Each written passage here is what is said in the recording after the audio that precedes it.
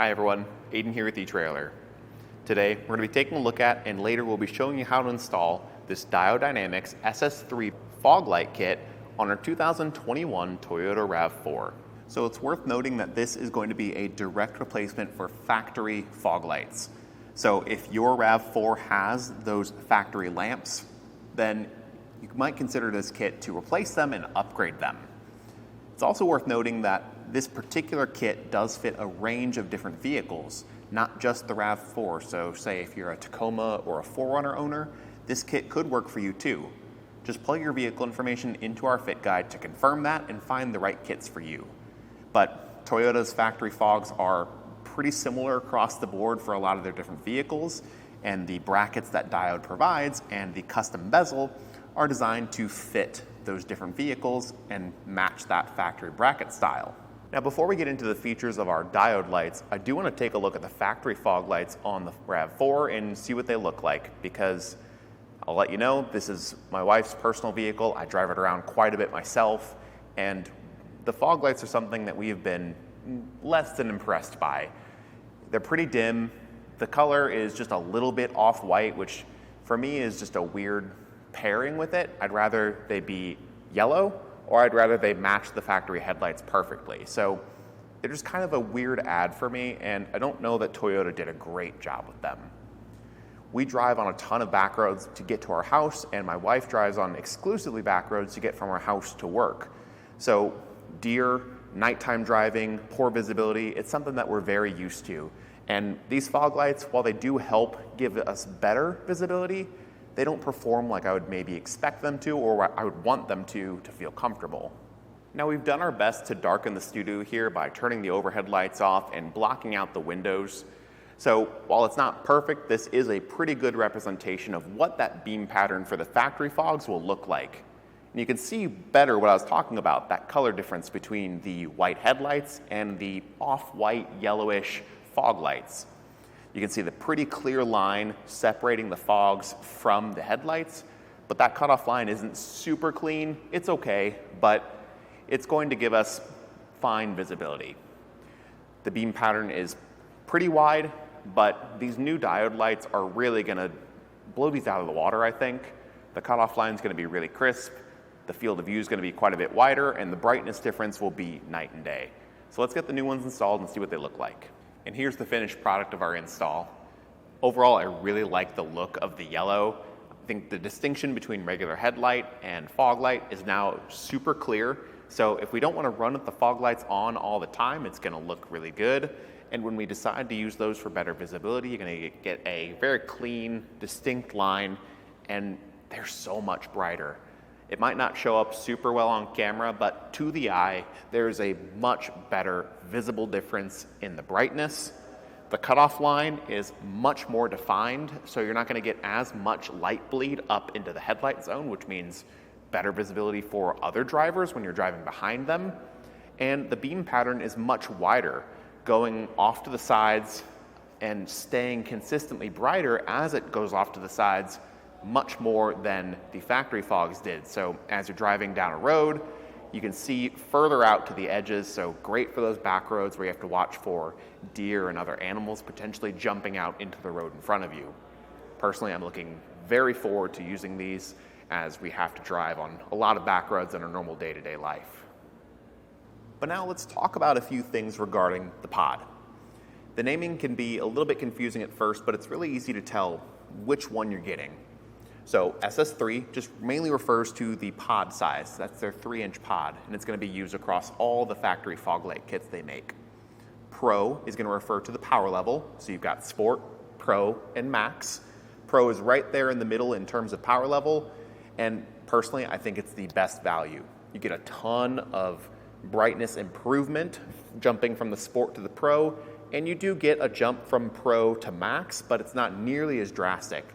So for me, this is the definite value pick, and it's the one that I've put on not just this vehicle, but also my dad's truck and installed in some other friends' vehicles. And then this particular one is going to be in a selective yellow color. It's a 3000K color temperature. A lot of people like yellow fog lights because it's said that that color cuts through fog a little bit better than a white light, which could reflect back at you a little bit more. I think more than anything, it comes down to a style preference. If you want them to match your factory LED headlights, I'd go for that white color temperature, the 6000K. If you want it to be this distinct, bold difference, then I think the selective yellow is probably the way to go there. And these are also going to be their fog light beam pattern. That just refers to the way that the lens or the optic shapes the light. So the fog pattern is going to be this really thin, clearly defined, very wide spread of light. It's going to help you see off to the side of the road, and when aimed properly, keeps them street legal. You should aim them where the cutoff line sits just below your factory headlight cutoff line in the bottom. So you get this nice transition from your headlight beam pattern down to the fog light beam pattern below it. It's pretty easy to aim. Just park on level ground, park about 20 to 25 feet back from the surface like your garage, and then you can use that to dial in your aim pretty well. The other thing to know is the way Diode designs their lights, it's not going to have a separate lens and optic piece. It combines it all into one unit, and they call it their total internal reflection, or TIR optic. It's a really unique way to direct and shape the light, and it's what allows them to get such a clear and defined beam pattern when you're shining it at the wall. You saw the difference between the factory fog and this one. It's much brighter, it's more consistent throughout, and has a much clearer cutoff. So it's going to give you better quality of light, and it's what lets them shape it exactly to spec to be street legal.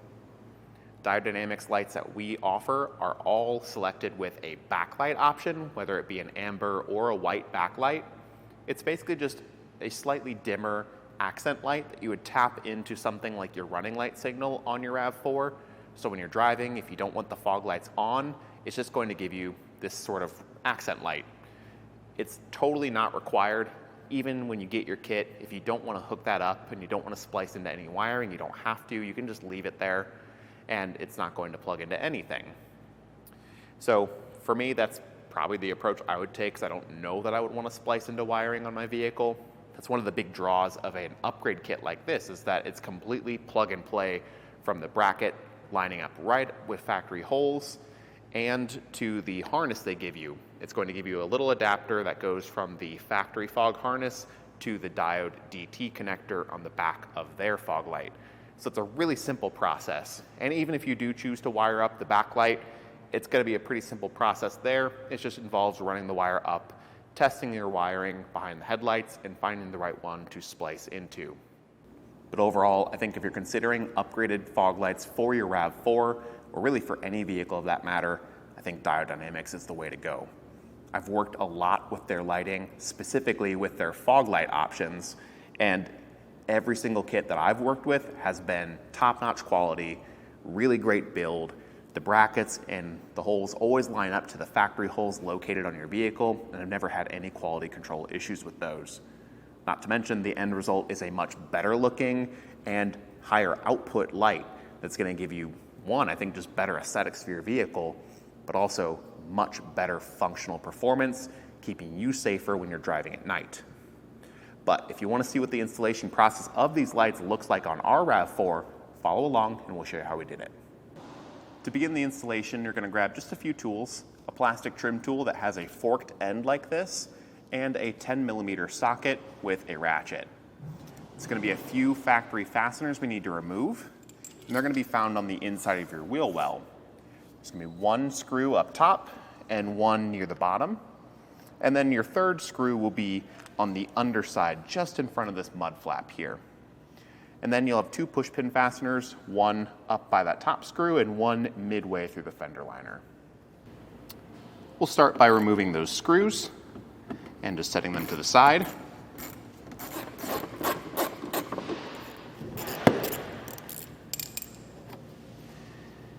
The push pin fasteners will have two sections, a top and a base. Pry under the top and pull out. This is where that forked end is really helpful, because you can get under the top but not the base. And just repeat that for the top fastener.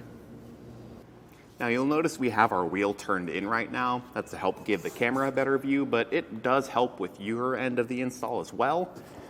So what I recommend is doing that and then taking your fender liner and start to peel it back. and tuck it back as far as you can. With the fender liner peeled back, there's going to be 2 Phillips head screws we need to remove. Grab yourself a pretty small screwdriver, and you want that tip to be a little bit more narrow. The 2 screws we're looking at are going to be on the bottom left corner and the top right corner of our fog light. The one from the bottom left can be found pretty easily peeking inside the peeled back fender liner here. It's going to be pretty hard to show you while I'm actually doing it on camera because there's just not enough room for my hands and the camera. So we're going to get some pickup shots so you can see them a bit better. But we'll start just by removing that first screw where we can see it a bit easier. I'm going to try to stay out of the way as best I can, but when we get this one removed, we can just pop it out and set it to the side. That second screw, it's a little bit harder to reach and you will want a shorter screwdriver for that one. And it's worth considering taking your hood and opening it up just to let some natural light through the top, or maybe even setting a flashlight up there. It can be a real big help. Once you have the screw loosened up, I find that it's easier to just get your hand in there, take it out the rest of the way so it doesn't drop. It's a little hard to get your fingers on, but there it is. And from there, you can see the fog light housing can just be pulled out, and we can disconnect our harness. That harness is going to have a tab that we press on the top. You'll hear a small click, and you can pull straight out. It's hard to keep my hand out of the way, but I'll do my best. Basically, we're just looking to release it off of that locking tab up top. But now we can get our diode lights set up. These are side specific, but it's pretty easy to look at the bezel, find how it's angled, and just hold it up to your bumper. It's going to match up to the angle of the factory fog light and to the bumper, and you can just take it and set it down flat. Your brackets, again, are going to be side specific, and they'll have small lettering on the tab that say LH or RH, LH for driver side, RH for passenger. And again, these will match the shape of your factory fog brackets pretty closely. So just hold them up to the old ones if you're unsure. On the back of the light, there's going to be 2 square or rectangle openings. Take your 2 nylock nuts with the nylon lock ring facing the inside. Drop that into those slots. Can be a little tricky to get them, but when they drop in, just keep them there. Take your bracket in the proper orientation and slide it over. And you're going to have 2 screws with a flat washer, if I could pick it up with my gloves. There we go. Take that hardware combination, and we're going to thread it in through the bracket into that nylon lock nut on both sides. Now with this, you can leave it loose, but I like to tighten it down almost all the way. And you're going to do that using a 5/32 Allen key on both sides.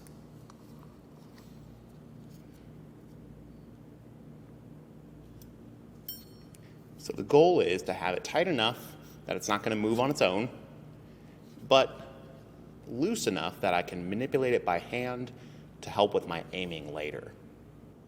Now when you go to install that diode bracket, it's going to feed in the same way the old one was removed, and where you've got a screw in the top right, a screw will be reinstalled there, but the bottom right is going to be a tab that just slides in. When you removed the factory fog, you probably didn't really notice, but it's going to be fed in kind of at an angle like that. And with the factory light removed, you can actually see that tab pretty well on the inside where my finger is right down there. So just make sure you get that aligned. That's going to help make sure that the light stays held up. We'll feed that in. Get that tab slid in so it joins in the old housing. We can see how well it's lining up. And we can grab our screws and start reinstalling them.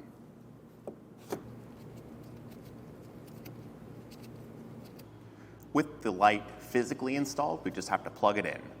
Your kit's going to include a harness that's going to go from your factory plug to the new Diode DT style plug, and it's a simple just plug and play installation from there. Now we have the non-backlit model. This is the older model, which is going away.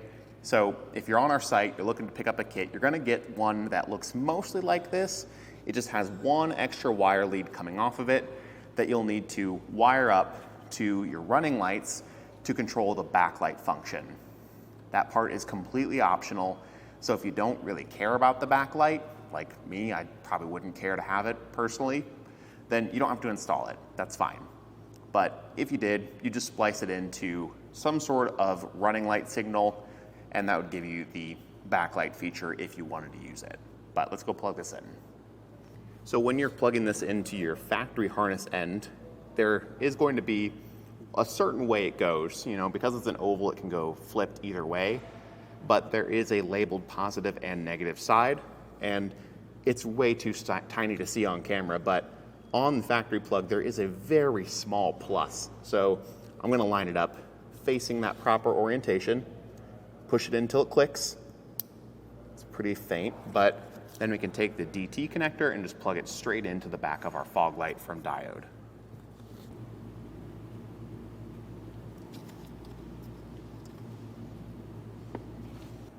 But before we button everything back up completely, just turn the car on and test the light to make sure it works. If it isn't turning on, just test your connections and maybe flip that factory one 180 degrees in case we maybe just did install it in the improper orientation, and try it again. But when you verified it works, you're clear to go ahead and install the other side, get them all properly aimed so they're level with one another and they don't sit too high above the headlights. You want them to sit right below, and then you can button up your fender liner. But that'll do it for our look at and installation of the Diode Dynamics SS3 Pro factory fog light replacement kit on our 2021 Toyota RAV4. My name's Aiden, and thank you for watching.